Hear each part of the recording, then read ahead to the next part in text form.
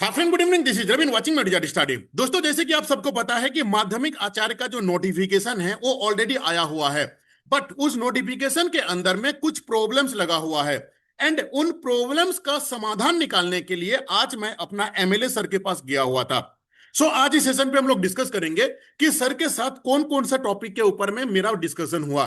साथ में जेटेट के ऊपर में भी मैंने डिस्कशन किया हूं। ठीक है, देखिए, सबसे पहले मैं आपको यह बता दूं कि सर के पास में मैं कौन कौन सा डॉक्यूमेंट लेके गया हुआ था, क्योंकि डॉक्यूमेंट्स ही है जो एविडेंस है। ठीक है, जो स्कूली शिक्षा एवं साक्षरता विभाग ने जारी किया था, जिस जिस दिन पोस्ट क्रिएटेड हुआ था, ये वाला नोटिफिकेशन, साथ में एनईपी 2020 का जो फाइल है ये भी मैं लेके गया हुआ था, क्योंकि माध्यमिक आचार्य जो है ये क्रिएटेड किया गया है बेस्ड ऑन एनईपी 2020। साथ में मैंने माध्यमिक आचार्य का नोटिफिकेशन को भी मैंने लेके गया हुआ था, क्योंकि एज रिलेटेड कुछ डिस्कशन करना था। ठीक है, मैंने सर को ये दिखाया कि सर ये जो माध्यमिक आचार्य का पोस्ट है ये क्रिएटेड किया गया है राष्ट्रीय शिक्षा नीति 2020 को बेस बनाते हुए। साथ में मैंने ये एनईपी का जो फाइल है ये भी मैंने दिखाया उनको कि सर यहाँ पे अगर आप देखेंगे जो कि 15 नंबर वाला पॉइंट पे है कि शिक्षक का शिक्षा, यानी कि ये टीचर्स का जो क्वालिफिकेशन के बारे में लिखा हुआ है 67 नंबर पेज में। ठीक है, 67 नंबर पेज में मैंने उनको लेके गया एंड यहाँ पे क्लियर मेंशन किया हुआ है 2030 तक ये ऑल ओवर इंडिया पे इंप्लीमेंटेशन होना चाहिए। और हमारे झारखंड एक पहला स्टेट है जो कि सबसे पहले इसको इंप्लीमेंटेशन करने जा रहे हैं।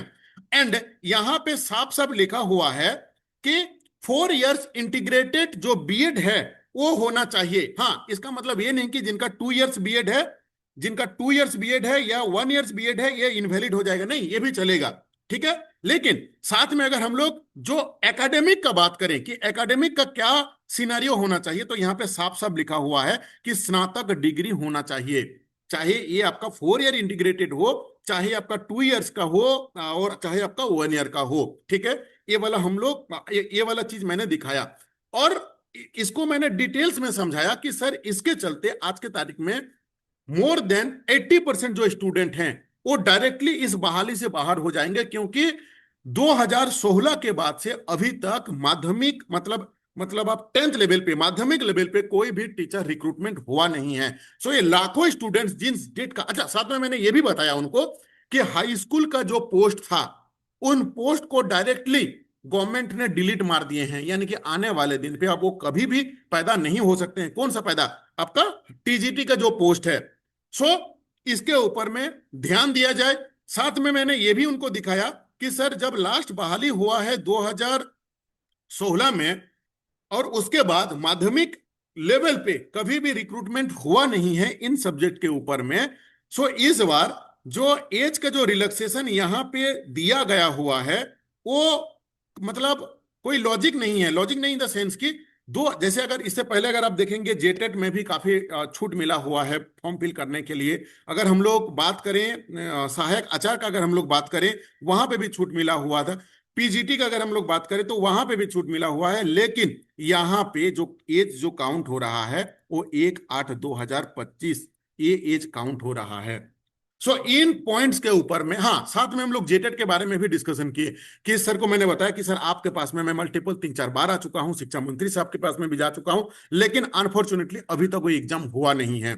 सो उनका जो ऑब्जर्वेशन था, जो रेस्पॉन्स था, काफी पॉजिटिव था और उन्होंने ये उनका जो पीए को भी असाइन किए हैं कि इस रिलेटेड जो भी डिस्कशन आज उनका शिक्षा मंत्री के साथ में होगा, मेरा मोबाइल नंबर उनका पीए को खुद दिए हुए हैं कि उसका अपडेट मुझे देने के लिए।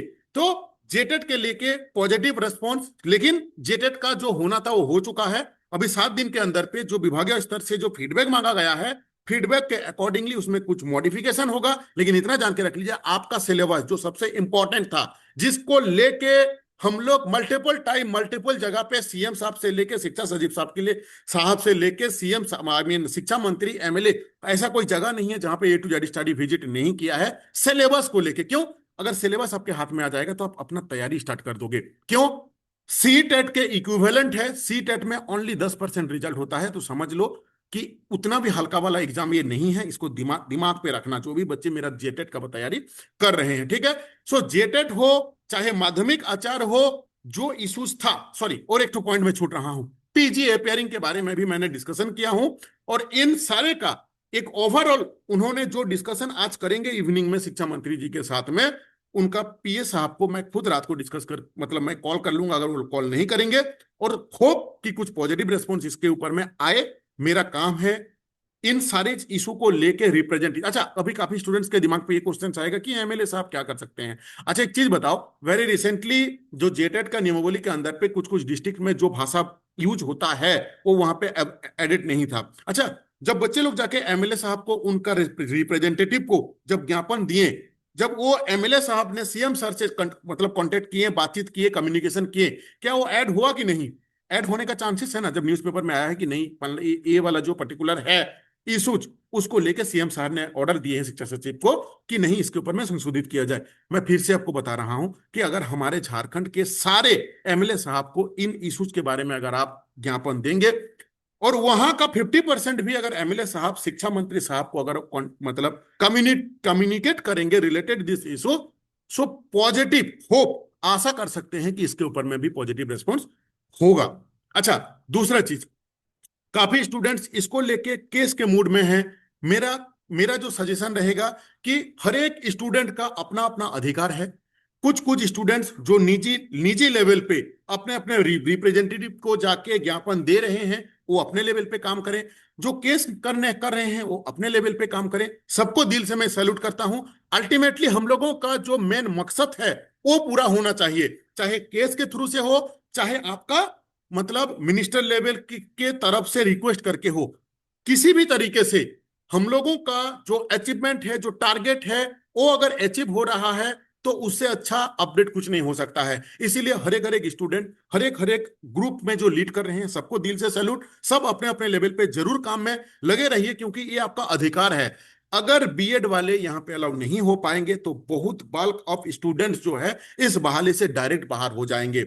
और एक बार झारखंड में बहाली आने के बाद सेकंड टाइम बहाली कब आता है, ये चीज आप भी जानते हो, ये चीज मैं भी जानता हूं, ठीक है। इसीलिए फिर से रिक्वेस्ट कर रहा हूं कि अगर आप अभी तक अपने रिप्रेजेंटेटिव को, आपके जो लोकल जो एमएलए साहब हैं, वो सबसे पहला प्रतिनिधि हैं सरकार के साथ कम्युनिकेट बनाने के लिए, ठीक है। जो चीज आप जाके बोलिएगा वो और उससे एमएलए साहब जाके बोलेंगे, दोनों में जमीन आसमान का डिफरेंस रहता है। सो मेरा डिस्क्रिप्शन बॉक्स में एक व्हाट्सएप ग्रुप का लिंक दिया हुआ है, उस ग्रुप में जाके आप ऐड हो जाइए। 2-3 दिन के अंदर पे हम लोग जाएंगे शिक्षा मंत्री साहब के पास में सेम डिस्कशन करने के लिए। अब एंड वहां पे भी अगर पॉजिटिव रिस्पॉन्स नहीं आया तो ऑब्वियसली हम लोग शिक्षा सचिव से लेकर सीएम साहब हर एक जगह पे विजिट करेंगे, शायद कुछ पॉजिटिव रिस्पॉन्स हो जाए। अकेले से कुछ नहीं होता है। आप लोग भी अपने अपने लेवल पे काम कीजिए। जब तक काम नहीं कीजिएगा तब तक आपको आउटपुट नहीं मिलेगा। देखो, काम करना आपका अधिकार है, रिजल्ट आना, आउटपुट आना, ये कंप्लीटली ऊपर में जो दुनिया दुनिया जो बनाए हैं, जो क्रिएटर हैं किस चीज का, आपको और हमको सबको, भाई उन्हीं के हाथ में है ना। सो काम करते रहो, अपने लेवल पे बेस्ट देते रहो ईमानदारी के साथ, देखना सब कुछ पॉजिटिव होगा। Thank you to watching this video. First time अगर आप विजिट किए हैं तो इस चैनल को जरूर सब्सक्राइब कीजिए। किस चीज का तैयारी कर रहे हैं, 1 to 5 या 6 to 8, या आपका बिहार स्टेट के लिए तैयारी कर रहे हैं, वेस्ट बंगाल के लिए तैयारी कर रहे हैं, क्योंकि वेरी रिसेंटली काफी अपॉर्चुनिटी निकला हुआ है। बिहार में भी आने वाला है, वेस्ट बंगाल में भी आने वाला है, झारखंड में भी कुछ आया हुआ है। जेटेट एग्जाम आने वाला है, जेट एग्जाम आने वाला है, बीओ का भी एग्जाम हो सकता है। देखो, बीओ का अगर हम लोग बात करें ना, तो उसका नियमावली से लेके, उसका मिनिस्टर लेवल से स्वीकृति से लेके, रोस्टर क्लियर से लेके सब कुछ हो चुका है, नियमावली सब कुछ हो चुका है। जिस मूवमेंट में सरकार चाहेंगे उसको लाएंगे। अब ये मूवमेंट क्या है दोस्त, ये तो अभी बोलना मुश्किल है, क्योंकि अभी कोई भी हलचल नहीं है। कुछ भी अपडेट आता है तो जरूर मैं आपको बताऊंगा। Thank you for watching this video.